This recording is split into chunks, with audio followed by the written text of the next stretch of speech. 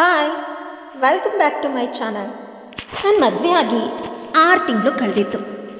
ಒಮ್ಮೆ ಇದ್ದಕ್ಕಿದ್ದಂತೆ ಸಿಕ್ಕಾಪಟ್ಟೆ ವಾಂತಿ ಆಗೋದಕ್ಕೆ ಶುರುವಾಯಿತು. ಆಮೇಲೆ ಹಾಸ್ಪಿಟಲ್ಗೆ ಹೋಗಿ ಚೆಕಪ್ ಮಾಡಿಸಿದೆ. ಆಗ ತಿಳಿತು ನಾನು 4 ತಿಂಗಳ ಗರ್ಭಿಣಿ ಅಂತ. ಇದು ಹೇಗೆ ಸಾಧ್ಯ? ಯಾಕಂದರೆ ಈ ಮದುವೆ ನನಗೆ ಇಷ್ಟನೇ ಇರಲಿಲ್ಲ. ಆದರೂ ಕೂಡ ಅಪ್ಪನ ಗೆಳೆಯನ ಮಗನ ಜೊತೆ ನಾನು ಮದುವೆ ಆದೆ. ಮದುವೆ ಆದಮೇಲೆ ತಿಳಿತು ನನ್ನ ಗಂಡ ಗಂಡಸೇ ಅಲ್ಲ ಅಂತ. ಮೊದಲ ರಾತ್ರಿಯಲ್ಲಿ ನನ್ನಿಂದ ದೂರ ಇರೋದಕ್ಕೆ ಶುರು ಮಾಡ್ದ. ಅವನು ನನ್ನ ಜೊತೆ ಮಲಗೋದಕ್ಕೆ ಒಪ್ಪಲೇ ಇಲ್ಲ. ಇದರಿಂದ ಮನನೊಂದ ನಾನು ಮುಂದಿನ ವಿದ್ಯಾಭ್ಯಾಸವನ್ನು ಮಾಡೋಣ ಅಂತ ಮುಂದುವರೆಸಿದೆ.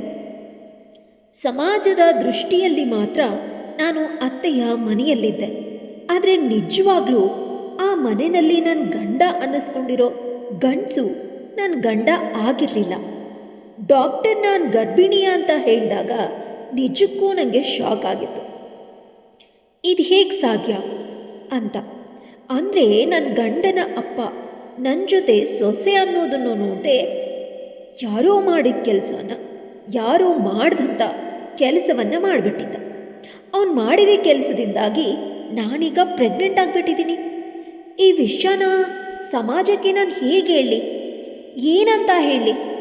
ಮುಂದೆ ಏನಾಯಿತು ಗೊತ್ತಾಗಬೇಕು ಅಂದರೆ ಈ ಕಥೆನ ಪೂರ್ತಿಯಾಗಿ ಕೇಳಿಸ್ಕೊಳ್ಳಿ. ನನ್ನ ಹೆಸರು ಸಂಗೀತ. ಅಪ್ಪ ಅಮ್ಮನ ಮುದ್ದಿನ ಮಗಳು ನಾನು. ನನ್ನನ್ನು ತುಂಬ ಚೆನ್ನಾಗಿ ನೋಡ್ಕೊಂಡಿದ್ರು. ನಾನು ಕೇಳೋದಕ್ಕಿಂತ ಮುಂಚೆನೇ ನಾನು ಇಷ್ಟಪಟ್ಟ ವಸ್ತುಗಳನ್ನೆಲ್ಲ ನನ್ನ ಮುಂದೆ ತಂದಿಟ್ಬಿಡ್ತಿದ್ರು.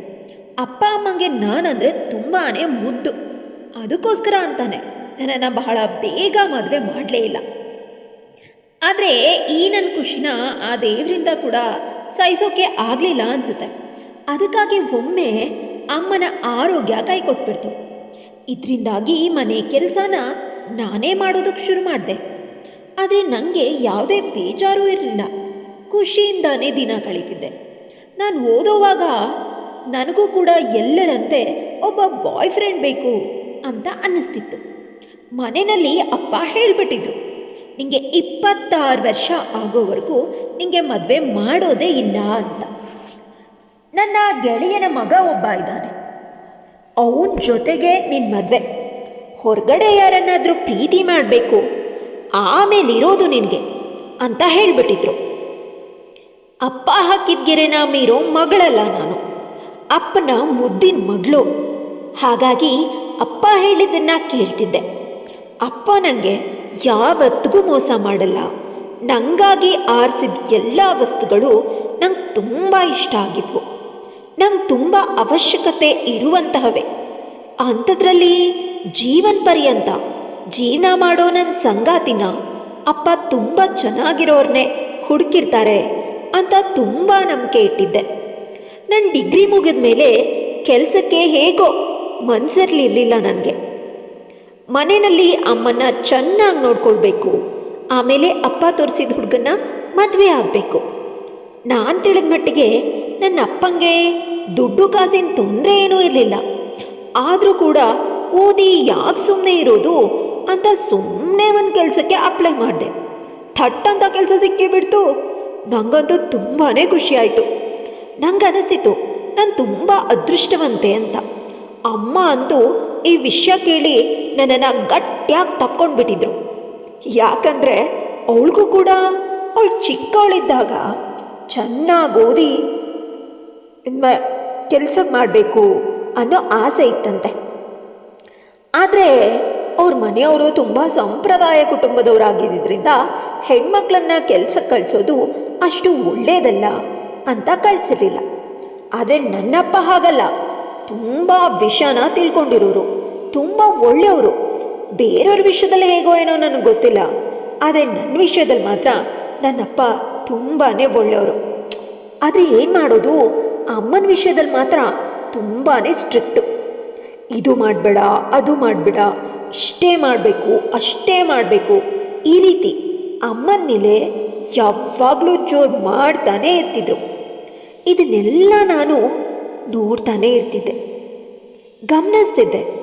ಅಮ್ಮನ ಹತ್ರ ಹೋಗಿ, ಯಾಕಮ್ಮ ಅಪ್ಪ ನಿನ್ನ ಮೇಲೆ ಯಾವಾಗಲೂ ಕೋಪ ಮಾಡ್ಕೊಳ್ತಾರೆ ಅಂತ ಕೇಳಿದ್ರೆ ಅಮ್ಮ ಹೇಳೋಳು, ಹಾಗೇನೂ ಇಲ್ಲ ಮಗಳೇ, ಅವ್ರು ನನ್ನ ಗಂಡ ಅಲ್ವಾ, ಅದಕ್ಕೋಸ್ಕರ ಅಂತ. ನಾನು ಅಮ್ಮನ ಹತ್ರ ಹೇಳ್ತಿದ್ದೆ, ಅಮ್ಮ ಎಲ್ಲ ಗಂಡಂದ್ರು ಹೀಗೇನಾ ಅಂತ. ಅಮ್ಮ ನಗ್ತಾ ಹೇಳೋಳು, ಇಲ್ಲ ಮಗಳೇ, ನಿಂಗೆ ಸಿಕ್ಕೋ ಗಂಡ ರಾಜ್ಕುಮಾರ, ನೀನು ಹೇಗೆ ಹೇಳ್ತೀಯೋ ಹಾಗೇ ಕೇಳ್ತಾನೆ ಅಂತ ಹೇಳ್ತಿದ್ಲು. ಆಮೇಲೆ ಬೆಳೀತಾ ಬೆಳೀತಾ ನನಗೆ ಗೊತ್ತಾಯ್ತು, ಅಪ್ಪ ಅಮ್ಮನನ್ನು ಯಾವಾಗಲೂ ಡಾಮಿನೇಟ್ ಮಾಡ್ತಾ ಇರ್ತಾರೆ ಅಂತ. ಆದರೆ ಅಮ್ಮ ಎಲ್ಲನೂ ನಗ್ನಗ್ತಾನೆ ಸಹಿಸ್ಕೊಂಡು ಬಿಡ್ತಿದ್ಲು. ಎಷ್ಟು ವರ್ಷ ಅಂತ ಸಹಿಸ್ಕೊಳ್ಳೋಕ್ಕಾಗತ್ತೆ? ನಾನು ಬೆಳೆದಂತೆ ಅಮ್ಮನ ಮಾನಸಿಕ ಸ್ಥಿತಿ ಕುಗ್ಗುತ್ತಾ ಹೋಯಿತು. ಇದ್ರ ಜೊತೆಗೆ ಅತ್ತೆಯಂದಿರು, ಅಜ್ಜಿ, ತಾತ ಇವರೆಲ್ಲ ಸೇರಿಕೊಂಡು ಉರಿಯೋ ಬೆಂಕಿಗೆ ತುಪ್ಪ ಸುರಿತಿದ್ರು. ಅಪ್ಪನ ಕೋಂಬ ಅಮ್ಮನ ಮೇಲೆ ಬಂದರೆ ಅದು ಹೆಚ್ಚಾಗಲಿ ಅಂತ ಇನ್ನೂ ಚಾಡಿ ಹೇಳಿ ಚಿಕ್ಕ ವಿಷಯನ ದೊಡ್ಡ ವಿಷಯ ಮಾಡಿಬಿಡ್ತಿದ್ರು. ಇದರಿಂದಾಗಿನೇ ಅಮ್ಮ ದಿನದಿಂದ ದಿನಕ್ಕೆ ಆರೋಗ್ಯ ಕೈಕೊಟ್ಬಿಟ್ಟಿತ್ತು. ಕೊನೆಗೆ ಪೇಷಂಟೇ ಆಗೋಗ್ಬಿಟ್ಲು. ಈಗಲೂ ಕೂಡ ಅಪ್ಪ ಅಮ್ಮ ಒಬ್ರ ಜೊತೆ ಒಬ್ಬರು ಸರಿಯಾಗಿ ಮಾತಾಡೋದೇ ಇಲ್ಲ. ಅಮ್ಮನ ಹೆಸರಲ್ಲಿ ತುಂಬ ಆಸ್ತಿ ಇದೆ, ಅದನ್ನೆಲ್ಲ ಬರೆದುಕೊಡು ಅಂತ ಅತ್ತೆ ಬಲವಂತ ಮಾಡ್ತಾನೆ ಇರ್ತಾಳೆ. ಅದಕ್ಕೆ ಅಮ್ಮ ಒಪ್ಪೋದೇ ಇಲ್ಲ. ಅದಕ್ಕೋಸ್ಕರನೇ ಇವ್ರು ಈ ರೀತಿ ಮಾಡ್ತಿರ್ತಾರೆ. ಇದೆಲ್ಲ ನಾನು ಬೆಳೀತಾ ಬೆಳೀತಾ ಹೋಯ್ತಂತೆ ಗೊತ್ತಾಯಿತು. ಅಪ್ಪಂಗೆ ಹೇಳೋದಕ್ಕೂ ಎಷ್ಟೋ ಸಲ ಪ್ರಯತ್ನನೂ ಪಟ್ಟೆ, ಆದರೆ ಅಪ್ಪಂಗೆ ನಾನು ಹೇಳೋದು ಅರ್ಥನೇ ಆಗ್ತಿರ್ಲಿಲ್ಲ. ಕೊನೆಗೆ ನಾನು ಹಿಂದೆ ಸರಿದು ಅಮ್ಮನ ಆರೈಕೆಗೆ ನಿಂತ್ಬಿಟ್ಟೆ. ನಾನು ಇಲ್ಲಿ ಇರೋವರೆಗೂ ಸರಿ, ಅಮ್ಮನ ಹೇಗೋ ನೋಡ್ಕೊಳ್ತೀನಿ. ಅಕಸ್ಮಾತ್ ನಂಗೆ ಮದುವೆ ಆಗೋಗ್ಬಿಟ್ರೆ ಏನು ಮಾಡಲಿ ಅಂತ ಯಾವಾಗಲೂ ಯೋಚನೆ ಮಾಡ್ತಿದ್ದೆ. ಅಮ್ಮನೂರಲ್ಲಿ ತುಂಬ ಜನ ಹೆಂಗಸ್ರುಗಳು ಇದ್ದಾರೆ. ಯಾರನ್ನಾದರೂ ಕರ್ಕೊಂಡು ಬಂದು ಇಲ್ಲಿ ಅಮ್ಮನ್ನ ನೋಡ್ಕೊಳ್ಳೋಕೆ ಬಿಡಬೇಕು, ಅಥವಾ ಮನೆ ಅಳಿಯನನ್ನೇ ನೋಡಿ ನಾನು ಮದುವೆ ಆಗಿ ಅಮ್ಮನ್ನ ಆರೈಕೆ ಮಾಡ್ತಾ ಇಲ್ಲೇ ಇರಬೇಕು ಅಂತ ಯೋಚಿಸ್ತಿದ್ದೆ. ಹೀಗೆ ದಿನಗಳು ಕಳೀತಾ ಹೋಯಿತು. ನಾನು ಕೆಲಸಕ್ಕೆ ಸೇರಿದ ಕಂಪನಿನಲ್ಲಿ ನನಗೆ ಕಾರ್ತಿಕ್ ಪರಿಚಯ ಆದ. ಕಾರ್ತಿಕ್ ನನ್ನ ಬಾಸ್ ಅಣ್ಣನ ಮಗ. ಅವನೊಮ್ಮೊಮ್ಮೆ ಆಫೀಸಿಗೆ ಬರ್ತಿದ್ದ. ಆಫೀಸ್ನ ಕೆಲಸಗಳನ್ನು ನೋಡ್ಕೊಳ್ಳೋದಕ್ಕೆ ಬಾಸ್ ವಿದೇಶಕ್ಕೆ ಹೋಗಿದ್ದಾಗ ಇವನು ಆಫೀಸಿಗೆ ಬರ್ತಿದ್ದ.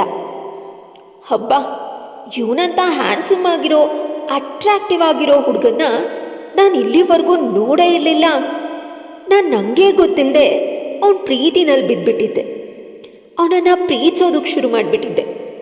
ನನ್ನ ಮನಸ್ಸಿಗೆ ಚೆನ್ನಾಗಿ ಗೊತ್ತಿತ್ತು ಈ ಸಂಬಂಧ ಯಾವತ್ತಿಗೂ ಆಗಿ ಬರೋದಿಲ್ಲ ಅಂತ. ಆದರೆ ನಾನು ಪ್ರೀತಿ ಮಾಡೋದನ್ನು ತಡೆಯೋದಕ್ಕೆ ಸಾಧ್ಯನಾ? ಒಮ್ಮೊಮ್ಮೆ ನಂಗೆ ಅನ್ನಿಸ್ತಿತ್ತು, ದೂರದ ಬೆಟ್ಟಕ್ಕೆ ಆಸೆ ಪಡ್ತಿದ್ದೀನಿ ಅಂತ. ನಾನು ಆಫೀಸಲ್ಲಿ ತುಂಬ ಜನ ಕೆಲಸ ಮಾಡ್ತಿದ್ದೆ. ಕಾರ್ತಿಕ್ ಕೂಡ ಕೆಲವೊಮ್ಮೆ ಪ್ರಾಜೆಕ್ಟ್ನ ವಿಷಯ ಡಿಸ್ಕಸ್ ಮಾಡೋದಕ್ಕೆ ನನ್ನ ಹತ್ರ ಬರ್ತಿದ್ರು. ಆಗ ನಾನು ಅವನ ಪ್ರೆಸೆನ್ಸ್ನ ತುಂಬಾ ಎಂಜಾಯ್ ಮಾಡ್ತಿದ್ದೆ. ಹೀಗಿರಬೇಕಾದ್ರೆ ಒಂದಿನ ಮಿಸ್ ಆಗಿ ಕಾರ್ತಿಕ್ನ ಕೈ ನನ್ನ ಕೈಗೆ ಟಚ್ ಆಗೋಯ್ತು. ಅಷ್ಟೇ, ನಂಗೆ ಸ್ವರ್ಗ ಸುಖ. ಇಂಥ ಸುಖನ ನಾನು ಯಾವತ್ತೂ ಅನುಭವಿಸಿರಲಿಲ್ಲ. ದಿನಗಳು ಕಳೆದಂತೆ ಕಾರ್ತಿಕ್ ಕೂಡ ನನ್ನ ಮೇಲೆ ಪ್ರೀತಿ ಆಗೋಯ್ತು. ಇಬ್ಬರು ಕೂಡ ಒಬ್ರನ್ನೊಬ್ರು ತುಂಬಾ ಪ್ರೀತಿ ಮಾಡ್ತಿದ್ವಿ. ಕ್ಲಬ್ಬು, ಪಾರ್ಟಿ, ಪಾರ್ಕು ಎಲ್ಲ ಕಡೆ ಸುತ್ತೋದು ಮಾಡ್ತಾನೆ ಇರ್ತಿದ್ವಿ. ಗೊತ್ತಿಲ್ಲ, ಇದೆಲ್ಲ ವಿಷಯಗಳು ಅಪ್ಪನ ಕಿವಿಗೆ ಬಿದ್ದುಬಿಟ್ಟಿತ್ತು. ಆದರೆ ಅಪ್ಪ ಈ ಸಂಬಂಧನ ಒಪ್ಕೊಳ್ಳೋದಕ್ಕೆ ರೆಡಿ ಇರಲಿಲ್ಲ. ಯಾಕಂದರೆ ಅವ್ರ ಗೆಳೆಯನ ಮಗ, ಅವನನ್ನೇ ನಂಗೆ ಮದುವೆ ಮಾಡಬೇಕು ಅಂತ ಅವರಾಗಲೇ ನಿರ್ಧಾರ ಮಾಡಿಬಿಟ್ಟಿದ್ರು. ನಾನು ಅಪ್ಪನ ಮುಂದೆ ನಿಂತು, ಅಪ್ಪ, ನಿಮ್ಮ ಗೆಳೆಯನ ಮಗನ್ನ ನಾನು ಸರಿಯಾಗಿ ನೋಡೇ ಇಲ್ಲ, ನಂಗವನು ಬೇಕಾಗಿಲ್ಲ, ನಂಗೆ ಕಾರ್ತಿಕ್ ಬೇಕು ಅಂತ ಅಳ್ತಾ ಗೋಗರ್ದೆ. ಆಗ ಅಪ್ಪ, ನೀನೇನಾದರೂ ಕಾರ್ತಿಕ್ನನ್ನು ಮದುವೆ ಆದರೆ ನೀನು ನಮ್ಮಂಗೂ ನಿಂಗೂ ನನಗೂ ಸಂಬಂಧನೇ ಇರೋದಿಲ್ಲ. ನಮ್ಮ ಪಾಲಿಗೆ ನೀನು ಸತ್ತು ಹೋಗಿರ್ತೀಯ. ಯೋಚಿಸು, ನಿನ್ನೆ ಮೊನ್ನೆ ಬಂದು ಹುಡುಗ ಬೇಕಾ? ಚಿಕ್ಕ ವಯಸ್ಸಿಂದ ನಿನಗೆ ಜನ್ಮ ಕೊಟ್ಟ ನಿನ್ನ ಪ್ರೀತಿಯಿಂದ ಸಾಕಿದ ಅಪ್ಪ ಅಮ್ಮ ಬೇಕಾ ಅಂತ ಹೇಳಿ ಹೊರಟೇ ಹೋದರು. ನಾನು ಪಾರ್ಕಲ್ಲಿ ರಾತ್ರಿ ಪೂರ್ತಿ ಅಳ್ತಿದ್ದೆ. ಮನೆಗೆ ಹೋಗೋದಕ್ಕಿಷ್ಟ ಇಲ್ಲ. ಕಾರ್ತಿಕ್ನ ಬಳಿ ಹೋಗೋದು ಕೂಡ ಇಷ್ಟ ಇಲ್ಲ. ಮನೆ ಗಲಾಟೆ ಹಿಂಸೆಯಿಂದ ಸಾಕಾಗೋಗಿತ್ತು. ಅಪ್ಪ ಅಮ್ಮನನ್ನು ನೆನೆಸ್ಕೊಳ್ತಿದ್ದ ರೀತಿಯನ್ನು ನೋಡಿ ನೋಡಿ ಮದುವೆನೇ ಬೇಡ, ಎಲ್ಲ ಗಂಡಂದ್ರು ಇದೇ ರೀತಿ ಅಂತ ಅಂದ್ಕೊಂಡಿದ್ದು ನನಗೆ ನಿಜವಾದ ಪ್ರೀತಿ ಅಂದರೆ ಏನು, ಗಂಡ ಹೆಂಡತಿ ಸಂಬಂಧ ಅಂದ್ರೇನು ಅಂತ ತಿಳಿಸೋ ಕಾರ್ತಿಕ್ ಸಿಕ್ತ. ಅವನು ತುಂಬ ಶ್ರೀಮಂತ, ನನ್ನನ್ನು ತುಂಬ ಪ್ರೀತಿ ಮಾಡ್ತಾನೆ. ಮದುವೆ ಆದಮೇಲೆ ಅಪ್ಪ ಅಮ್ಮ ನಮ್ಮ ಜೊತೆನೇ ಇರೋದಕ್ಕೆ ಕಾರ್ತಿಕ್ ಕೂಡ ಒಪ್ಕೊಂಡಿದ್ದ. ನಾನು ಹೇಗೆ ಹೇಳ್ತೀನಿ ಹಾಗೆ ಕೇಳ್ತಿದ್ದ. ಅಮ್ಮ ಹೇಳ್ತಿದ್ಲಲ್ಲ, ನಿನ್ನ ರಾಜ್ಕುಮಾರ, ನೀನು ಹೇಳ್ದಂಗೆ ಕೇಳ್ತಾನೆ ಅಂತ, ಅದೇ ರೀತಿ ಇದ್ದ ಕಾರ್ತಿಕ್. ಅಷ್ಟು ಶ್ರೀಮಂತರ ಮಗ, ಆದರೆ ಇಲ್ಲಿವರೆಗೂ ನನ್ನ ಜೊತೆ ಯಾವುದೇ ರೀತಿ ದೈಹಿಕ ಸಂಬಂಧವನ್ನು ಕೂಡ ಅವನು ಹೊಂದಿರಲಿಲ್ಲ. ಕೇವಲ ನಂಗೆ ಮುತ್ತು ಕೊಡೋದು, ಕೈ ಹಿಡ್ಕೊಂಡು ನಡೆಯೋದು, ನನ್ನ ತೊಡೆ ಮೇಲೆ ಮಲಗೋದು, ಇಷ್ಟೇ. ಎಷ್ಟೊಂದು ಸಿಂಪಲ್ ಆಗಿ ಯಾರಾದರೂ ಇರೋದಕ್ಕೆ ಸಾಧ್ಯನಾ? ಅದು ಇಷ್ಟೊಂದು ದುಡ್ಡಿರೋರು ಮನ್ಸು ಮಾಡಿದರೆ ಎಷ್ಟೋ ಹುಡುಗಿರು ಸಿಗ್ತಾರೆ ಅವನಿಗೆ. ಅಂಥದ್ರಲ್ಲಿ ಅವನು ನಂಗೆ ಕೊಟ್ಟಿದ್ದು ಪರಿಶುದ್ಧವಾದ ಪ್ರೀತಿಯನ್ನು ಮಾತ್ರ. ಎಷ್ಟೋ ಜನ ದುಡ್ಡಿರೋ ಹುಡುಗರು ಹುಡುಗಿ ಸಿಕ್ಕರೆ ಸಾಕು ಅವಳನ್ನು ತಮ್ಗೆ ಹೇಗೆ ಬೇಕೋ ಹಾಗೆ ಬಳಸ್ಕೊಳ್ತಿರೋರ ಮಧ್ಯೆ ನನ್ನ ಕಾರ್ತಿಕ್ ಮದುವೆ ಆಗೋವರೆಗೂ ನೀನೀಗ ಹೇಗಿದೆಯೋ ಹಾಗೇ ಇರಬೇಕು, ಎಲ್ಲರೂ ಒಟ್ಟಿಗೆ ನಮ್ಮನ್ನು ಮದುವೆ ಮಾಡಿಸ್ಬೇಕು ಅಂತ ಹೇಳ್ತಿದ್ದ. ಅಂಥವನನ್ನು ಕಳ್ಕೊಳ್ಳೋದಕ್ಕೆ ನಂಗೆ ನಿಜಕ್ಕೂ ಇಷ್ಟ ಇರಲಿಲ್ಲ. ಅಪ್ಪ ಇವತ್ತು ತುಂಬ ಕೋಪದಲ್ಲಿದ್ದಾರೆ, 1-2-3 ದಿನ ಬಿಟ್ಟರೆ ಅವ್ರ ಕೋಪ ಕಮ್ಮಿ ಆಗತ್ತೆ, ಕಾರ್ತಿಕ್ನ ಒಪ್ಕೊಳ್ತಾರೆ ಅಂತ ಯೋಚನೆ ಮಾಡ್ತಿದ್ದೆ. ಅಷ್ಟರಲ್ಲಿ ಕಾರ್ತಿಕ್ ಮೆಸೇಜ್ ಮಾಡಿದ್ರು. ಅವರೊಂದು ದೊಡ್ಡ ಪ್ರಾಜೆಕ್ಟ್ ಬಂದಿರೋದ್ರಿಂದ ಎಮರ್ಜೆನ್ಸಿಯಾಗಿ ಅಮೇರಿಕಕ್ಕೆ ಹೋಗಲೇಬೇಕು, 1 ತಿಂಗಳ ಕಾಲ ನೀನು ಏನೇ ವಿಷಯ ಇದ್ದರೂ ನನಗೆ ಮೆಸೇಜ್ ಮಾಡು ಅಂತ ಹೇಳಿ ಹೊರಟೇ ಹೋದರು. ಎಷ್ಟೊತ್ತು ಅಂತ ಹೀಗೆ ಹೊರಗಡೆ ಕೂತು ಯೋಚನೆ ಮಾಡೋಕ್ಕಾಗತ್ತೆ? ವಿಧಿ ಇಲ್ಲದೆ ನಾನು ಮತ್ತೆ ಮನೆಗೆ ಬಂದೆ. ಮನೆಯಲ್ಲಿ ತುಂಬ ಅಳು. ಯಾವಾಗ ನನ್ನ ಪ್ರೀತಿ ವಿಷಯ ತಿಳಿತೋ ಅವತ್ತಿಂದ ಅಪ್ಪ ಅಮ್ಮಂಗೆ ಸಾಕಷ್ಟು ಕಾಟ ಕೊಡೋದಕ್ಕೆ ಶುರು ಮಾಡಿಬಿಟ್ಟಿದ್ರು. ಯಾವಾಗಲೂ ಬೈದಾನೇ ಇರ್ತಿದ್ರು. ಅಮ್ಮ ಗೊಳೋ ಅಂತ ಅಳ್ತಿದ್ಲು. ಇದನ್ನೆಲ್ಲ ನನ್ನ ಕೈಯಿಂದ ನೋಡೋದಕ್ಕೆ ಸಾಧ್ಯನೇ ಇಲ್ಲ. ಅಮ್ಮನ ಕೈ ಹಿಡ್ಕೊಂಡು, ಅಮ್ಮ ಇಷ್ಟೊಂದೆಲ್ಲ ಕಿರ್ಚಾಡಬೇಡ, ನೀನು ಈ ರೀತಿ ಅಳ್ತಿದ್ರೆ ತುಂಬ ಬೇಸರ ಆಗತ್ತೆ ಅಂತ ನಾನು ಅಮ್ಮನ ಹತ್ರ ಹೇಳ್ತಿದ್ರೆ, ಅಪ್ಪ ನನ್ನ ಹತ್ರ ಬಂದು ಚಿಕ್ಕಂದಿನಲ್ಲೇ ನಿನ್ನನ್ನು ನನ್ನ ಗೆಳೆಯನ ಮಗನಿಗೆ ಕೊಟ್ಟು ಮದುವೆ ಮಾಡ್ತೀನಿ ಅಂತ ಮಾತು ಕೊಟ್ಟಿದ್ದೀನಿ, ಮದುವೆ ಆಗಲ್ಲ ಅಂತ ಹೇಳಿದ್ರೆ ಅಂತ ಅವ್ರುಗಳು ಅಂತ ಹೇಳ್ತಿದ್ರು. ನಂಗಂತೂ ಈ ಕಡೆ ಅಮ್ಮನಳು, ಈ ಕಡೆ ಅಪ್ಪನಳು, ಕಣ್ಣೀರೋಡಿಸ್ಕೊಂಡು ಅಪ್ಪನ ಕಡೆ ತಿರುಗಿ, ಇದೆಲ್ಲ ನಿಲ್ಲಬೇಕು ಅಂದರೆ ನಿಮ್ಮ ಸ್ನೇಹಿತನ ಮಗನ ಮದುವೆ ಆಗಬೇಕು, ಅಷ್ಟೇ ತಾನೇ, ಸರಿ ಆಗ್ತೀನಿ ಅಂತ ಒಪ್ಕೊಂಡ್ಬಿಟ್ಟೆ. ನಂಗೆ ಬೇರೆ ವಿಧಿನೇ ಇರಲಿಲ್ಲ. ಅಪ್ಪ ಅಮ್ಮ ಇಬ್ಬರು ಅಳುನ ನೋಡೋಕ್ಕೂ ಆಗ್ತಿರ್ಲಿಲ್ಲ. ಬೇರೆ ಏನಾದರೂ ಮಾಡೋಣ ಅಂದರೆ ಕಾರ್ತಿಕ್ ಇಂಡಿಯಾದಲ್ಲೇ ಇರಲಿಲ್ಲ. ಮತ್ತು ಏನು ಮಾಡಬೇಕಿತ್ತು ನಾನು? ಏನೂ ಗೊತ್ತಾಗದೆ ಮದುವೆಗೆ ಒಪ್ಕೊಂಡ್ಬಿಟ್ಟೆ. ಹೀಗೆಲ್ಲ ಡೈವೋರ್ಸ್ ಆಗೋದು ತುಂಬಾ ಕಾಮನ್. ಮದುವೆ ಆಗಿ ಹಾಗೋ ಹೀಗೋ ಒಂದು 10-15 ದಿನ ಕಳೆದು ಡೈವೋರ್ಸ್ ಕೊಟ್ಬಿಡೋಣ, ಅಷ್ಟರಲ್ಲೇ ಕಾರ್ತಿಕ್ ಇಂಡಿಯಾಗೆ ವಾಪಸ್ ಬರ್ತಾನೆ. ನಾನಿದ್ದ ಪರಿಸ್ಥಿತಿನ ಅವ್ನಿಗೆ ಹೇಳಿದ್ರೆ ಖಂಡಿತ ಅವನು ಅರ್ಥ ಮಾಡ್ಕೊಳ್ತಾನೆ ಅಂತ ಅಂದ್ಕೊಂಡೆ. ನಂಗೆ ಅಪ್ಪ ಅಮ್ಮ ಅಂದರೆ ತುಂಬ ಇಷ್ಟ. ಅವರನ್ನು ಬಿಟ್ಟು ನಂಗೆ ಬದುಕೋದಕ್ಕೆ ಸಾಧ್ಯನೇ ಇರಲಿಲ್ಲ. ನಂಗೆ ಸ್ಟ್ರೆಂತ್ ಕೂಡ ನನ್ನ ಅಪ್ಪ ಅಮ್ಮನೇ, ನನ್ನ ವೀಕ್ನೆಸ್ ಕೂಡ ನನ್ನ ಅಪ್ಪ ಅಮ್ಮನೇ. ಇದನ್ನೆಲ್ಲ ತಿಳ್ಕೊಂಡಿದ್ದು ನನ್ನಪ್ಪ ನನ್ನನ್ನು ಮದುವೆಗೆ ಒಪ್ಸೇ ಬಿಟ್ಟಿದ್ರು. ಇದೆಲ್ಲ ನನಗೆ ರಾತ್ರಿ ಮಲಗುವಾಗ ಯೋಚನೆ ಮಾಡ್ತಾ ಮಾಡ್ತಾ ಅರ್ಥ ಆಗೋಗಿತ್ತು. ಆದರೆ ಏನು ಮಾಡಲಿ, ವಿಧಿ ಇರಲಿಲ್ಲ, ಮದುವೆ ಆಗಲೇಬೇಕಾಗಿತ್ತು. ನಿಜಕ್ಕೂ ನನಗೊಂಥರ ಸಂಕಟ ಆಗ್ತಿತ್ತು. ಕಾರ್ತಿಕ್ನ ಬಿಟ್ಟು ಬೇರೊಬ್ಬರನ್ನ ಮದುವೆ ಆಗೋದು ತುಂಬ ಹಿಂಸೆ ಅನ್ನಿಸ್ತಿತ್ತು. ಆದರೆ ಈಗಾಗಲೇ ಮದುವೆಗೆ ಒಪ್ಕೊಂಡಿದ್ದು ನನ್ನನ್ನು ಮತ್ತೆಲ್ಲಿ ಮನ್ಸು ಚೇಂಜ್ ಮಾಡಿಬಿಡ್ತಾಳೋ ಅಂತ ಅಪ್ಪ ಅವಸರದಿಂದ ಮದುವೆ ಮಾಡಿ ಮುಗಿಸ್ಬಿಟ್ರು. ಮದುವೆ ಆದಮೇಲೆ ಬದುಕನ್ನು ಹೇಗೆ ಸಾಗಿಸ್ತೀನಿ, ನನ್ನನ್ನು ಹೇಗೆ ಬೇರೊಬ್ಬರಿಗೆ ಅರ್ಪಣೆ ಮಾಡಿಕೊಳ್ಳಿ, ನಿಜಕ್ಕೂ ನಂಗೆ ಗೊತ್ತಿರಲಿಲ್ಲ. ಇದೊಂಥರ ನನಗೆ ಚಾಲೆಂಜ್ ಆಗಿಬಿಟ್ಟಿತ್ತು. ಹಾಗೋ ಹೀಗೋ ಬಲವಂತ ಮಾಡಿ ನನ್ನ ಅಮ್ಮನ್ನ ಕೂಡ ನನ್ನ ಜೊತೆ ಕರ್ಕೊಂಡು ಹೋದೆ. ಅಮ್ಮನ ಆರೈಕೆ ನನ್ನ ಜವಾಬ್ದಾರಿ ಅಂತ ಎಲ್ಲರ ಹತ್ರ ಜೋರು ಮಾಡಿ ನನ್ನಮ್ಮನ್ನ ನನ್ನ ಜೊತೆನೇ ಕರ್ಕೊಂಡು ಹೋಗ್ತೀನಿ ಅಂತ ಎಲ್ಲರೂ ಬಾಯಿ ಕರ್ಕೊಂಡು ಬಂದೆ. ಆದರೆ ಒಂದು ಆಶ್ಚರ್ಯ ಏನು ಅಂದರೆ, ಗಂಡನ ಮನೆಗೆ ಬಂದಿದ್ದು 1-2 ದಿನಕ್ಕೆ ಅಮ್ಮನ ಆರೋಗ್ಯ ತುಂಬ ಚೆನ್ನಾಗಿ ಸುಧಾರಿಸ್ಕೊಂಡ್ಬಿಟ್ಟು. ಮೊದಲಿಗಿಂತ ಅಮ್ಮ ತುಂಬ ಚೆನ್ನಾಗೇ ಆಗಿಬಿಟ್ಟಿದ್ಲು. ಅವಳ ಕೆಲಸನ ಅವಳು ತುಂಬ ಆರಾಮಾಗಿ ಮಾಡ್ಕೊಳ್ತಿದ್ಲು. ಸಮಸ್ಯೆ ಶುರುವಾಗಿದ್ದು ನನ್ನಲ್ಲೇ. ಅವತ್ತು ನನ್ನ ಮೊದಲ ರಾತ್ರಿ ನನ್ನ ಗಂಡ ನನ್ನ ಜೊತೆ ಇಷ್ಟೊಂದು ಮಿಂಗಲ್ ಆಗ್ತಾನೇ ಇರಲಿಲ್ಲ. ಯಾವಾಗಲೂ ಗೋಡೆನ ನೋಡಿಕೊಂಡು ಮಲಗಿಬಿಡ್ತಿದ್ದ. ನಾನು ಅಂದ್ಕೊಂಡಿದ್ದೆ, ಎಲ್ಲಿ ನನ್ನ ಪ್ರೀತಿ ವಿಷಯ ಅವನಿಗೆ ಗೊತ್ತಾಗಿರಬೇಕು, ಅದಕ್ಕೆ ನನ್ನ ಮೇಲೆ ಕೋಪ ಇರಬಹುದು, ಅದಕ್ಕೆ ಈ ರೀತಿ ವರ್ತಿಸ್ತಿದ್ದಾನೆ ಅಂತ ನನಗೆ ಅನ್ನಿಸ್ತಿತ್ತು. ಒಮ್ಮೊಮ್ಮೆ ಮಿಸ್ಸಾಗಿ ನನ್ನ ಕೈ ಅವನ ದೇಹಕ್ಕೆ ಟಚ್ ಆಗಿಬಿಟ್ರೆ ಸಾಕು, ದೊಡ್ಡ ಗಲಾಟೆನೇ ಮಾಡಿಬಿಡ್ತಿದ್ದ. ಮನೆಯಲ್ಲಿ ರಂಪ ರಾಮಾಯಣ ಮಾಡಿಬಿಡ್ತಿದ್ದ. ಎಲ್ಲ ಗಂಡಂದರು ಹೆಂಡತಿ ಮೇಲ್ ಬಿದ್ದು ಹೋಗೋದಕ್ಕೆ ಆಸೆ ಪಡ್ತಾರೆ. ಆದರೆ ಇವನೇನಪ್ಪ, ನನ್ನನ್ನು ನೋಡಿದ್ರೆ ಸಾಕು ಒಳ್ಳೆ ದೆವ್ವ ನೋಡಿದ ದೂರನೇ ತಳ್ತಾನೆ. ನಂಗೊಮ್ಮೊಮ್ಮೆ ಅನುಮಾನನೂ ಬರ್ತಿತ್ತು, ಯಾಕೆ ಹೀಗೆ ಮಾಡ್ತಾನೆ ಇವನು, ನನ್ನ ಜೀವನ ಹೀಗೆ ಸಾಕ್ತಾನೇ ಇತ್ತು. ಒಮ್ಮೆ ನಮ್ಮ ರೂಮಿನ ಕಬೋರ್ಡ್ ಕ್ಲೀನ್ ಮಾಡುವಾಗ ನನ್ನ ಗಂಡನ ಕಬೋರ್ಡಲ್ಲಿ ಒಂದು ಡಾಕ್ಯುಮೆಂಟ್ ಸಿಕ್ತು. ಅದನ್ನು ನೋಡಿ ಬೆಚ್ಚಿ ಬಿದ್ದೆ. ಅದರಲ್ಲಿ ನನ್ನ ಗಂಡ ಗಂಡಸೇ ಅಲ್ಲ ಅನ್ನೋ ರಿಪೋರ್ಟ್, ಒಂದಲ್ಲ 5-6 ಹಾಸ್ಪಿಟಲ್ನ ರಿಪೋರ್ಟ್ಗಳಿತ್ತು. ಅಂದರೆ ಅಂತ ನನ್ನ ತಲೆ ತಿರುಗಿದ ಅನುಭವ. ನಂಬಿಕೆನೇ ಬರ್ತಿಲ್ಲ. ಪದೇ ಪದೇ ಆ ರಿಪೋರ್ಟ್ಗಳನ್ನೇ ನೋಡ್ತಾ ಇದ್ದೀನಿ. ಅಂದರೆ ನನ್ನ ಗಂಡ ಗಂಡಸೇ ಅಲ್ವಾ, ಅದಕ್ಕಾಗಿಯೇ ಇವ್ನು ನನ್ನ ಜೊತೆ ಈ ರೀತಿ ನಡ್ಕೊಳ್ತಾ ಇರೋದು ಅಂತ ಜೋರಾಗಿ ಹಣೆ ಚಚ್ಕೊಂಡು ಅಳೋದಕ್ಕೆ ಶುರು ಮಾಡಿದೆ. ಸ್ವಲ್ಪ ಹೊತ್ತಷ್ಟೇ.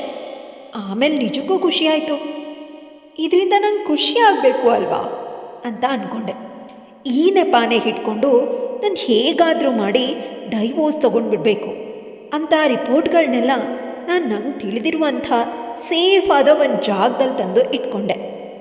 ಆದರೂ ಕೂಡ ಇರಲಿ ಅಂತ ಫೋನಲ್ಲಿ ಕೂಡ ಫೋಟೋನು ತಕ್ಕೊಂಡೆ. ನನ್ನ ಗೆಳತಿಗೆ ಮತ್ತು ನನ್ನ ಲಾಯರ್ಗೆ ಕಳಿಸ್ಕೊಟ್ಟೆ.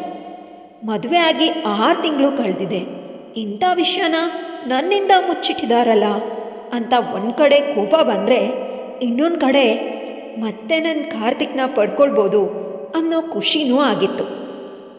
ಈ ವಿಷಯನ ಅಮ್ಮನ ಹತ್ರ ಹೇಳೋಣ ಅಂದರೆ ಅಮ್ಮ ಹೇಗೆ ತಗೊಳ್ತಾಳೋ ಈ ವಿಷಯನ ಅಂತ ನಂಗೆ ಗೊತ್ತಿರಲಿಲ್ಲ. ಆದರೆ ಒಂದಂತೂ ಗೊತ್ತಿತ್ತು, ಅಪ್ಪ ಅಮ್ಮಂಗೆ ಸ್ವಲ್ಪ ಸಮಯ ಬೇಕು ಅಂತ. ಆದ್ರಿಂದ ನಾನು ನನ್ನ ಕೆಲಸಗಳನ್ನು ಮಾಡೋದಕ್ಕೆ ಶುರು ಮಾಡಿಕೊಂಡೆ. ಡೈವೋರ್ಸ್ಗೆ ಅಪ್ಲೈ ಮಾಡೋಕ್ಕೆ ಹೋಗಬೇಕಾಗಿತ್ತು. ದುರಾದೃಷ್ಟವಶಾತ್ ಇವತ್ತು ಬೆಳಗ್ಗೆಯಿಂದ ಒಂದೇ ಸಮನೆ ವಾಂತಿ ಆಗೋದಕ್ಕೆ ಶುರುವಾಯಿತು. ಇದೇನಾಗ್ತಾ ಇದೆ, ಮೊದಲು ಡಾಕ್ಟರ್ ಹತ್ರ ಹೋಗೋಣ ಅಂತ ಹೋದಾಗ ನಾನು ಗರ್ಭಿಣಿ ಅಂತ ತಿಳಿತು. ಒಂದು ಕ್ಷಣ ಭೂಮಿನೇ ಗರಗರ ಅಂತ ತಿರುಗಿದಂಥ ಅನುಭವ. ಇದೇನಾಗ್ತಾ ಇದೆ ನನ್ನ ಜೀವನದಲ್ಲಿ, ನಾನು ಪ್ರೆಗ್ನೆಂಟ್ ಆಗೋದಕ್ಕೆ ಹೇಗೆ ಸಾಧ್ಯ ಅಂತ ಅಳೋದಕ್ಕೆ ಶುರು ಮಾಡಿದೆ. ಈಗ ಮಗುನ ಹೊತ್ಕೊಂಡು ಕಾರ್ತಿಕ್ ಬಳಿ ಹೇಗೆ ಹೋಗಲಿ, ಅಥವಾ ಸಮಾಜಕ್ಕೆ ಹೇಗೆ ಉತ್ತರ ಕೊಡಲಿ, ಈ ಮಗು ಯಾರ್ದು ಅಂತ ನಂಗೆ ಗೊತ್ತೇ ಇಲ್ವಲ್ಲ, ಇನ್ನು ಬೇರೆಯವ್ರಿಗೆ ಹೇಗೆ ಹೇಳಲಿ. ಹೀಗೆ ಯೋಚಿಸ್ತಾ ಮನೆಗೆ ಹೋದೆ. ನಾನು ಮನೆಗೆ ಹೋಗಿದ ತಕ್ಷಣ ನನ್ನ ಮಾವ ನನ್ನ ಕೈ ಹಿಡ್ಕೊಂಡು ಸೋಫಾ ಮೇಲೆ ಕೂರಿಸ್ತಾ ನನ್ನ ಹಣೆ ಕತ್ತು ಎಲ್ಲ ಕಡೆ ಮುಟ್ಟ, ಅಯ್ಯಯ್ಯೋ ನಿಂಗೆ ಜ್ವರ ಬಂದಿದೆಯಾ, ರೆಸ್ಟ್ ಮಾಡು, ನಾನು ಎಲ್ಲನೂ ನೋಡ್ಕೊಳ್ತೀನಿ ಅಂತ ನನ್ನ ಕೈಗೆ ಮುತ್ತು ಕೊಟ್ಬಿಟ್ರು. ಆಗ ನನ್ನ ಮಾವನ ಈ ವರ್ತನೆಯಿಂದ ನಾನು ಬೆಚ್ಚಿ ಬಿದ್ದಿದ್ದೆ.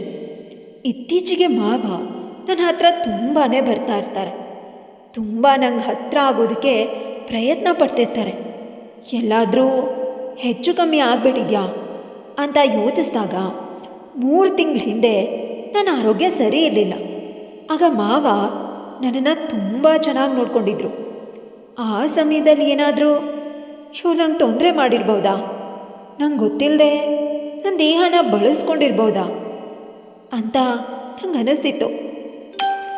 ಮಗ ಹೇಗಿದ್ರು ಗಂಡಸಲ್ಲ ಅಂತ ಇವರೇನಾದರೂ ನನ್ನನ್ನು ಬಳಸ್ಕೊಂಡ್ಬಿಟ್ರಾ ಅಂತ ಏನೇನೋ ಯೋಚನೆಗಳು. ನನ್ನ ಜೊತೆಗೆ ನನಗೆ ಗೊತ್ತಿಲ್ಲದಂತೆ ನನ್ನ ಜೊತೆ ದೈಹಿಕ ಸಂಬಂಧನ ಹೊಂದಿ ಪ್ರೆಗ್ನೆಂಟ್ ಮಾಡಿಬಿಟ್ಟಿದ್ದಾನೆ. ಯಾರವನು? ಈ ವಿಷಯನ ನಂಗೆ ಯೋಚಿಸೋದಕ್ಕೆ ಅಸಹ್ಯ ಆಗ್ತಿದೆ. ಅಮ್ಮ ಅಂತೂ ಈಗ ತಾನೇ ಆರೋಗ್ಯ ಸುಧಾರಿಸ್ಕೊಂಡು ಅಪ್ಪನ ಮನೆಗೆ ಹೋಗ್ಬಿಟ್ಟಿದ್ದಾಳೆ. ಈ ವಿಷಯನ ಯಾರ ಹತ್ರ ಹೇಳಲಿ ಅಂತ ಯೋಚಿಸ್ತಿರುವಾಗ ನನಗೆ ನನ್ನ ಗೆಳತಿ ಕಾವೇರಿ ನೆನಪಾದ್ಲು. ಕೂಡಲೇ ಅವ್ರ ಮನೆಗೆ ಹೋದೆ. ನಾನು ಹೋಗೋ ಅಷ್ಟರಲ್ಲಿ ಕಾರ್ತಿಕ್ ಬಂದು ಅಲ್ಲಿನೇ ಕೂತ್ಬಿಟ್ಟಿದ್ದ. ಇವನಿಗೆ ನಾನೆಲ್ಲಿಗೆ ಬರ್ತಾ ಇರೋದು ಇವನಿಗೆ ಹೇಗೆ ಗೊತ್ತಾಯಿತು ಅಂತ ಭಯ ಆಯಿತು. ಅವನ ಮುಖ ನೋಡೋದು ಕೂಡ ನನಗೆ ಭಯ ಆಗ್ತಿತ್ತು. ಕಾರ್ತಿಕ್ ತುಂಬ ಒಳ್ಳೆ ಹುಡುಗ. ಅವನಿಗೆ ಮೋಸ ಮಾಡಿ ಗಂಡಸೇ ಅಲ್ಲದ ಹುಡುಗನ್ನ ಮದುವೆ ಆಗಿ ಈಗ ಗರ್ಭಿಣಿಯಾಗಿ ನಿಂತಿದ್ದೀನಿ. ಈ ಗರ್ಭಕ್ಕೆ ಕಾರಣ ಆದವರಾದರೂ ಯಾರು ಅಂತ ನನಗೆ ಗೊತ್ತಿಲ್ಲ. ಏನು ಅಂತ ಹೇಳಿ, ನಿಜಕ್ಕೂ ಏನು ಮಾಡಲಿ ಅಂತ ತೋಚದೆ ಅಳು ಬರೋದಕ್ಕೆ ಶುರುವಾಯಿತು. ನನ್ನ ಕಣ್ಣಲ್ಲಿ ನೀರು ತುಂಬಿಕೊಂಡು ಕಾವೇರಿ ಕಡೆ ನೋಡಿದಾಗ ಕಾರ್ತಿಕ್ ನಿನ್ನ ಹತ್ರ ಮಾತಾಡಬೇಕು ಅಂತ ಕೇಳ್ಕೊಳ್ತಿದ್ದ. ಅವನು ನನ್ನ ಮನೇಲಿದ್ದಾನೆ ಅಂತ ನಿಂಗೆ ಮುಂಚೆನೇ ಹೇಳಿಬಿಟ್ಟಿದ್ದಿದ್ರೆ ನೀನು ಇಲ್ಲಿಗೆ ಬರ್ತಾನೆ ಇರಲಿಲ್ಲ, ಹಾಗಾಗಿ ನಿಂಗೆ ತಿಳಿಸ್ಲಿಲ್ಲ ಅಷ್ಟೆ ಅಂತ ಹೇಳಿದ್ಲು. ನಾನಲ್ಲಿಂದ ಹೋಗೋದಕ್ಕೆ ತಿರುಗಿದೆ. ಆದರೆ ಕಾವೇರಿ ಬಿಡಲಿಲ್ಲ. ನಿನ್ನ ಜೊತೆ ಅವನು ಮಾತಾಡಲೇಬೇಕಂತೆ, ದಯವಿಟ್ಟು ಮಾತಾಡು, ಒಮ್ಮೆ 10 ನಿಮಿಷ ಸಾಕು, ಅವನೇನು ನಿನ್ನ ಹತ್ರ ಹೇಳಬೇಕು ಅಂತ ಅಂದ್ಕೊಂಡಿದ್ದಾನೆ, ಸ್ವಲ್ಪ ಮಾತಾಡಿಬಿಡು ಅಂತ ಕೇಳ್ಕೊಂಡ್ಳು. ವಿಷಯ ತುಂಬ ಡೆಲಿಕೇಟ್ ಆಗಿದೆ, ಒಮ್ಮೆ ನನ್ನ ಮಾತನ್ನು ಕೇಳು. ನಿನ್ನ ಗಂಡ ಸರಿ ಇಲ್ಲ, ಬೇರೆಯವ್ರ ಹತ್ರ ನಿನ್ನನ್ನು ಮಲ್ಗೋದಕ್ಕೆ ಹೇಳಿ ದುಡ್ಡು ಸಂಪಾದನೆ ಮಾಡ್ತಿದ್ದಾನೆ ಅಂತ ಹೇಳಿದಾಗ ನಂಗೆ ನಿಜಕ್ಕೂ ಕೋಪ ಬಂತು. ಅವಳ ಕೆನ್ನೆಗೆ ಜೋರಾಗಿ ಬಂದುಬಿಟ್ಟೆ. ಹೌದು, ನನ್ನ ಗಂಡ ನನ್ನನ್ನು ಚೆನ್ನಾಗಿ ನೋಡ್ಕೊಳ್ತಾ ಇಲ್ಲ, ಆದರೆ ಇವಳು ಈ ರೀತಿ ಮಾತಾಡೋದನ್ನು ನನ್ನಿಂದ ಸಹಿಸ್ಕೊಳ್ಳೋಕ್ಕಾಗಿಲ್ಲ. ಅದಕ್ಕೆ ಕಾವೇರಿಗೆ ಹೊಡೆದೆ. ಅದಾದಮೇಲೆ ನಿಜಕ್ಕೂ ನಂಗೆ ಬೇಜಾರಾಯಿತು. ಕಾವೇರಿ ನನಗೆ ಚಿಕ್ಕಂದಿಂದ ಸ್ನೇಹಿತೆ. ನಂಗೆ ಕೆಟ್ಟದನ್ನು ಅವಳು ಯಾವತ್ತೂ ಬಯಸಿಲ್ಲ. ಇವತ್ತವಳು ಇಷ್ಟು ಕಾನ್ಫಿಡೆಂಟಾಗಿ ಹೇಳ್ತಿದ್ದಾಳೆ ಅಂದರೆ ಏನಾದರೂ ವಿಷಯ ಇರಲೇಬೇಕಲ್ವಾ ಅಂತ ಅಂದ್ಕೊಂಡು ಕಾವೇರಿನ ನೋಡಿದೆ.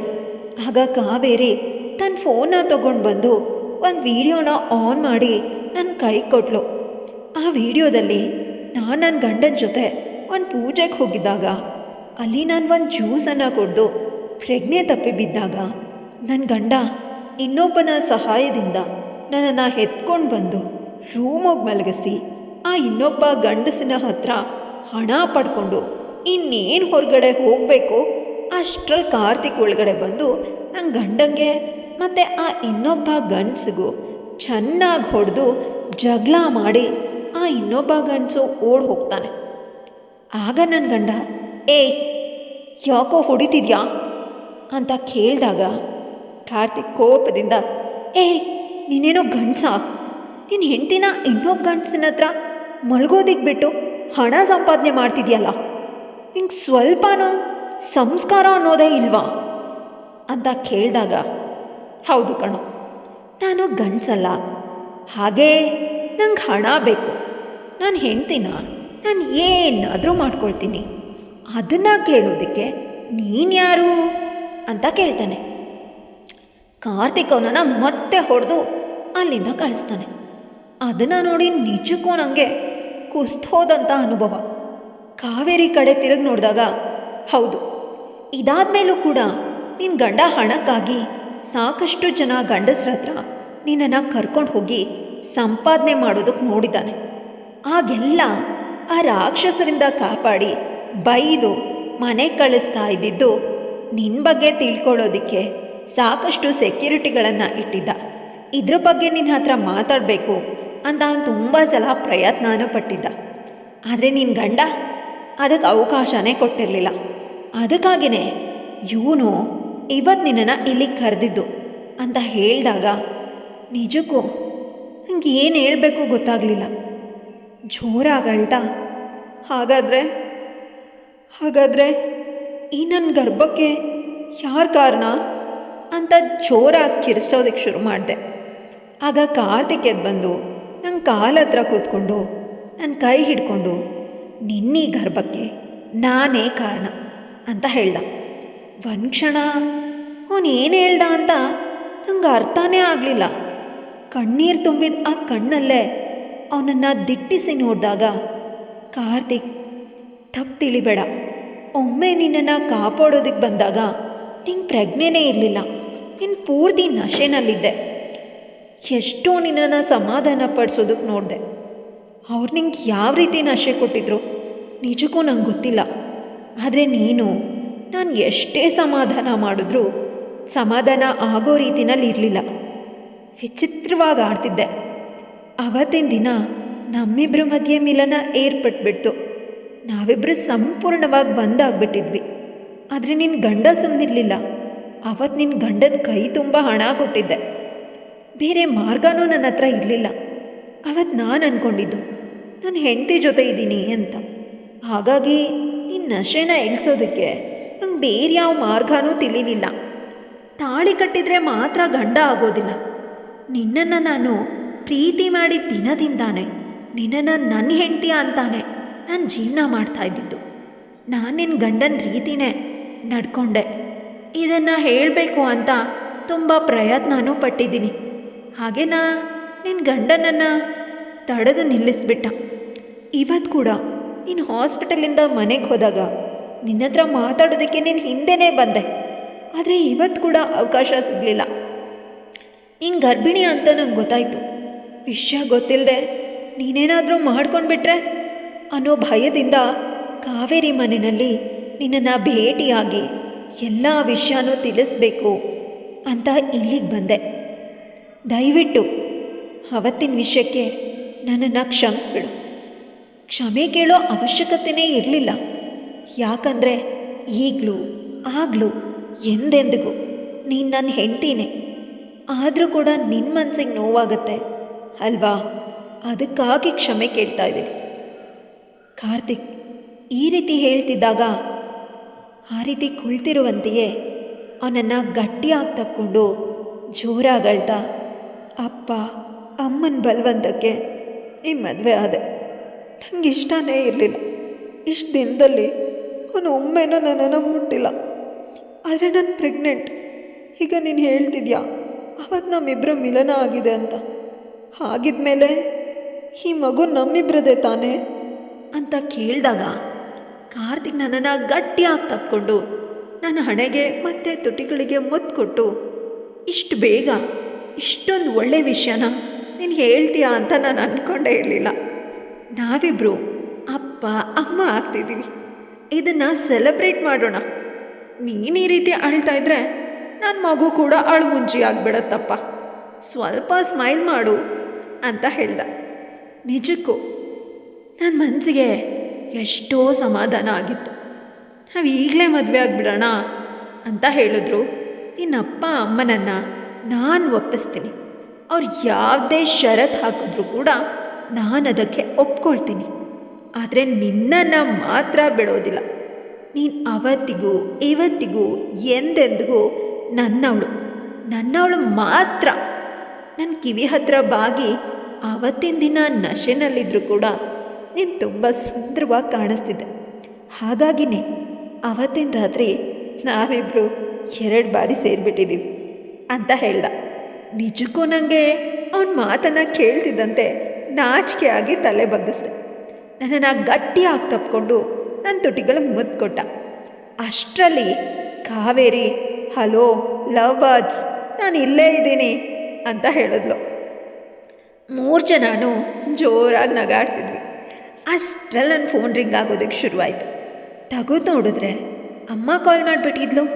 ರಿಸೀವ್ ಮಾಡಿದಾಗ ಅಮ್ಮ ಗಾಬರಿಯಿಂದ, ಅಯ್ಯಯ್ಯೋ ನಿನ್ನ ಗಂಡ ಮತ್ತು ಮಾವನ್ನ ಯಾವುದೋ ಹುಡುಗಿ ವಿಷಯಕ್ಕೆ ಪೊಲೀಸವರು ಅರೆಸ್ಟ್ ಮಾಡ್ಕೊಂಡು ಕರ್ಕೊಂಡು ಹೋಗಿದ್ದಾರೆ. ನೀನೀಗ ನಿನ್ನ ಗಂಡನ ಮನೆಗೆ ಹೋಗಬೇಡ, ನಮ್ಮ ಮನೆಗೆ ಬಾ ಅಂತ ಹೇಳಿದಾಗ, ಅಮ್ಮ ನೀವು ಗಾಬರಿ ಆಗಬೇಡಿ, ನಾನು ನನ್ನ ಗಂಡನ ಮನೆಯಲ್ಲಿಲ್ಲ, ನಾನು ಕಾವೇರಿ ಮನೆಯಲ್ಲಿದ್ದೀನಿ ಮತ್ತು ಸೇಫಾಗಿದ್ದೀನಿ, ಆದಷ್ಟು ಬೇಗ ಮನೆಗೆ ಬರ್ತೀನಿ ಅಂತ ಹೇಳಿದೆ. ಈಗ ಮನೆಯವ್ರು ಕೂಡ ನನ್ನ ಗಂಡನ ಮನೆಯವರನ್ನು ಒಪ್ಕೊಳ್ಳೋದಿಲ್ಲ. ಈಗ ನಮ್ಮ ದಾರಿ ಸುಗಮ ಆಯಿತು. ಆದರೆ ಈ 6 ತಿಂಗಳು ನಾನು ತುಂಬ ಕಷ್ಟಪಟ್ಬಿಟ್ಟೆ, ನೀನಿಲ್ಲದೆ ಅಂತ ಕಾರ್ತಿಕ್ ನನ್ನ ಗಟ್ಟಿಯಾಗಿ ತಪ್ಕೊಂಡೆ. ಅವ್ರ ತುಟಿ ಮತ್ತು ಹಣೆಗೆ ನಿರಂತರವಾಗಿ ಮುತ್ತನ್ನು ಕೊಡೋದಕ್ಕೆ ಪ್ರಾರಂಭಿಸಿದೆ. ಹಿಂದಿನಿಂದ ನಮ್ಮಿಬ್ಬರ ಸುಖವಾದ ಜೀವನ ಆರಂಭ ಆಯಿತು. ಗಾಯ್ಸ್, ಕತೆ ಹೇಗಿತ್ತು? ಇಷ್ಟ ಆಯಿತಾ? ಇಷ್ಟ ಆಗಿದ್ರೆ ಲೈಕ್, ಶೇರ್, ಕಮೆಂಟ್ ಮಾಡೋದನ್ನು ಮರಿಬೇಡಿ. ಇದೇ ಥರ ಇನ್ನೂ ಹೊಸ ಹೊಸ ಕತೆಗಳು ನನ್ನ ಚಾನಲಲ್ಲಿ ಬರ್ತಾನೆ ಇರುತ್ತೆ. ಸೊ ಸಬ್ಸ್ಕ್ರೈಬ್ ಮಾಡ್ಕೊಳ್ಳೋದನ್ನು ಮರಿಬೇಡಿ. ಮತ್ತೊಮ್ಮೆ ಮೀಟ್ ಮಾಡೋಣ ಇನ್ನೊಂದು ಹೊಸ ಕತೆ ಜೊತೆಗೆ. ಬಾಯ್, ಟೇಕ್ ಕೇರ್.